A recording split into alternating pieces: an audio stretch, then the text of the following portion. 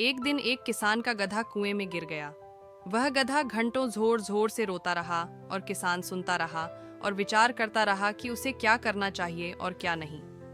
अंततः उसने निर्णय लिया कि चूंकि गधा काफी बूढ़ा हो चुका था, अतः उसे बचाने से कोई लाभ होने वाला नहीं था और इसलिए उसे कुएं में ही दफना देना चाहिए।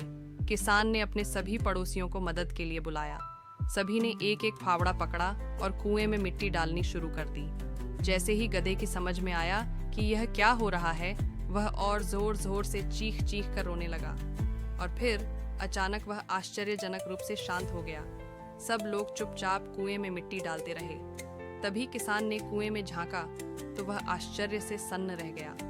अपनी पीठ पर पड़ने वाले हर फावड़े की मिट्टी के साथ वह गधा एक आश्चर्यजनक हरकत कर रहा था। वह हिल हिल कर उस मिट्टी को नीचे गिरा देता था और फिर एक कदम बढ़ाकर उस पर चढ़ जाता था। जैसे जैसे किसान तथा उसके पड़ोसी उस पर फावड़ों से मिट्टी गिराते, वैसे वैसे वह हिल हिल कर उस मिट्टी को गिरा देता और ऊपर चढ़ आता। जल्दी ही सबको आश्चर्यचकित करते हुए वह गधा कुएं के किनारे पर पहुंच गया और फिर कूदकर बाहर भाग गया।